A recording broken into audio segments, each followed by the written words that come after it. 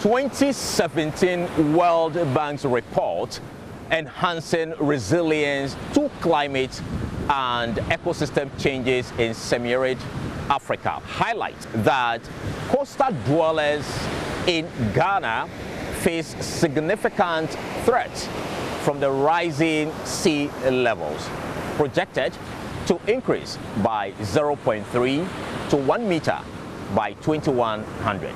This will lead to increased flooding and coastal erosion, which will jeopardize homes, infrastructure, and livelihoods, particularly in fishing communities where over 2 million people are at risk. Keta is no exception. In 2021, the National Disaster Management Organization reported that 200+ homes were destroyed by these high tides in the Keta municipality alone, which rendered about 4,000 residents displaced. We have a lot of the house here still come to spoil, and the summer house too still come to spoil. They have a lot of about 150 house we go on the sea inside. This is my house, but the sea spoil them. Spoil my canoe, my everything, my 3 bedrooms, everything spoiled. But right now I sleep for outside. Our front there, they destroyed the house, like 7 houses in my front here. The municipal NADMO director, God knows, Blebu, tells me 2/3 of the main Keta town now has already been swallowed by the sea. 239 houses for now are affected. Some are partially collapsed, some are entirely gone, and those people living in those houses now, some left the town, some are living with their other family members, some are still living in their dilapidated houses because they have no place to go. The main Keta Central, about 2/3, is in the sea. If nothing is being done, I'm afraid about 4,000 or 5,000 houses along the coast here will be gone. In a matter of 5 years to come, all those houses will be gone. Here is Michael Bumegbe, the chief fisherman of the Keji Copper community. He describes the recurring tidal waves' impact on fishing as disastrous. In 2021, tidal waves destroyed many things, including 16 boats, fishing gears, and outboard motors. A boat this size cost about 200,000 cedis. This situation is negatively impacting our fishing business as our catch has drastically dwindled.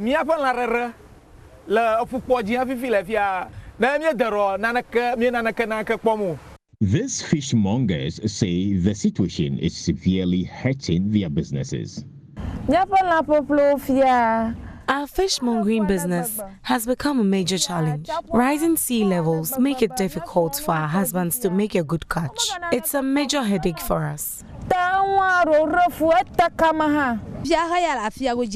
This small piece of fish on the oven costs 80 to 85. It's not up to standard, but that's the current price. When we take it to market, we don't make any profit. A visit to the Keta Central Market, once teeming with assorted fish, now reveals a hopeless situation. Low fish availability has driven up cost, making affordability a Herculean challenge. About 5 years ago, this one, the crab that you are seeing here, is just 2 cedis, but now it's 10 cedis. Because the fishermen are saying it's because of the rising sea level. That's why the things are like this, because the sea is destroying a lot of things, their homes and their canoes, so that's why they've increased the price for us.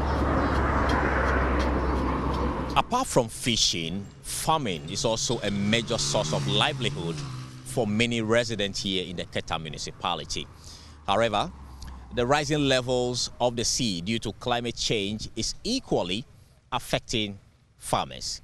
Mr. Amakuji is one such farmer here in the Keta municipality. If the climate change or the sea level on high, it will affect us. If you come plus the bed for us, and then this thing, the crop we plant it for the bed, the water come spoil it. When we spend a lot of money. That's the seaside. That's the seaside. How about the lagoon side? Lagoon side is also the same thing. The lagoon come inside the bed. So all the tomatoes and the shallot we plant there, we also blast it. So the devastating impact of the rising levels of the sea is biting hard on residents here in Keta. Reporting from Keta in the Volta region, my name is Carlos Caloni for Joy News. Climate Focus. Well, that's it for our Climate Focus series, and we took you to Keta, where they're facing an existential environmental crisis. But let's elaborate this conversation and see how climate change is affecting these coastal dwellers. Our guest this morning is Sylvia Hagan. She's a PhD candidate at the Department of Psychology at the University of Ghana, and she's also a licensed psychologist and climate mental health researcher. Sylvia Hagan, thank you for joining the conversation. You'd have to unmute, Sylvia, if you can hear me. Yes, I can hear you. Great. Thank you for joining the conversation. So what we want to find out is how the threat of losing one's home and livelihood to climate-related events, such as that erosion we are seeing in Keta's shoreline, typically affects the mental health of these coastal dwellers. So the issue goes beyond just the physical destruction. So they've lost their lives, they've lost their homes, but it goes beyond that, affecting their way of life, affecting their peace of mind. So most of these residents experience persistent worry about the future because they don't have the financial resources and also the social resources to start life again. So they don't have that money to move to another place, and they have lived in their place for a very long time. So they have that bond with that place. So living there and also starting life again and not having enough financial resources cause them to worry and makes them to think that there's no hope, there's no future. What do they have to do? So this causes them to have something that we call climate anxiety. That is, if they experience fear and uncertainty about the future, and even uncertainty about how their descendants are going to live. And so this is not just an environmental problem, but also a psychological problem that requires immediate attention. And we also have to look at it from that perspective. This uncertainty you speak about, does that fall into the category of climate anxiety? And can you explain what climate anxiety really is and how it might be affecting the residents of Keta in particular? So the issue of climate anxiety is mainly about the residents having fear of the future, their own future and that of their descendants. So they don't know what's going to happen to them, or they don't even know if this incident is going to happen to them again.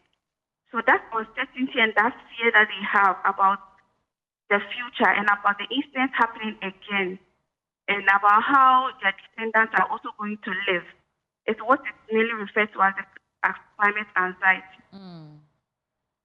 What coping mechanisms then can be recommended for these individuals whose lives might be completely eroded? And the statistic says about 5,000 homes might be completely washed off. What coping mechanisms can be recommended for these coastal dwellers? So the coping mechanisms I can recommend are very multifaceted. So it requires a lot of stakeholders to come together. So we can provide mental health support. We can also provide community and social support. We can also provide financial support. But in terms of the mental health support, one thing that we can do for the people who have been displaced is to encourage them to be very mindful. That is, they have to be aware of the present and not think about the past, nor worry about the future. So they have to live in the present. And another thing too is to encourage them to have positive thoughts. So an example is when we are talking to them, we talk to them about the fact that it is true they've lost their lives and properties and their homes, but they should see hope in the fact that they are still alive. And if they have life, there's hope. So if we encourage them in that perspective, it builds that sense of hope and reduces that the stress of hopelessness and helplessness. And with that, we believe that it will help reduce their stress level. Sometimes we also encourage them to engage in spiritual practices like praying and meditation. And when they do that, they intend to have that sense of hope that things will be better because they have that spiritual connection with their Christians with God. Right. So these are some of the coping mechanisms I can talk about. But Sylvia, well, you are a climate mental health researcher. From your experience, are there some specific strategies or programs that have proven effective in helping these communities like Keta to build resilience against the ongoing threats of climate change and the impact it has on their lives? Okay, so one particular intervention I can talk about is in relation to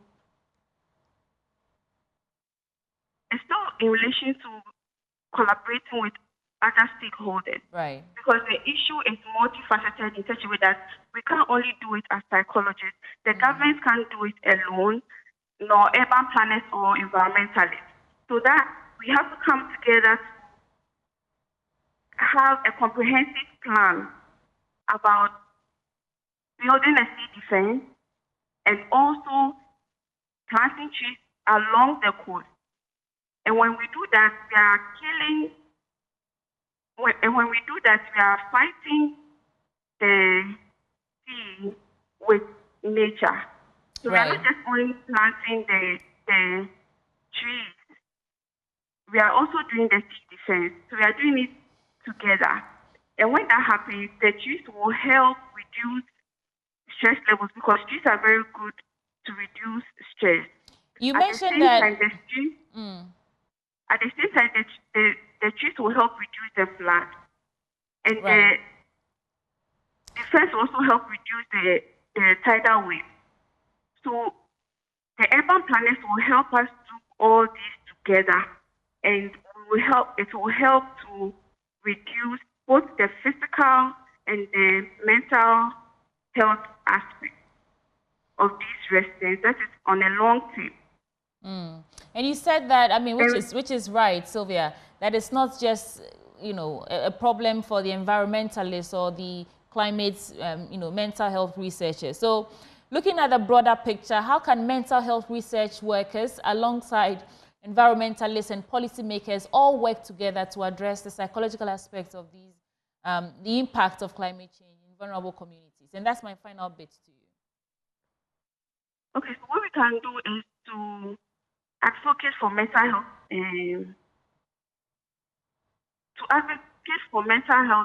be part of climate change adaptation policies, because we know that now the issues are not only environmental, but also psychological.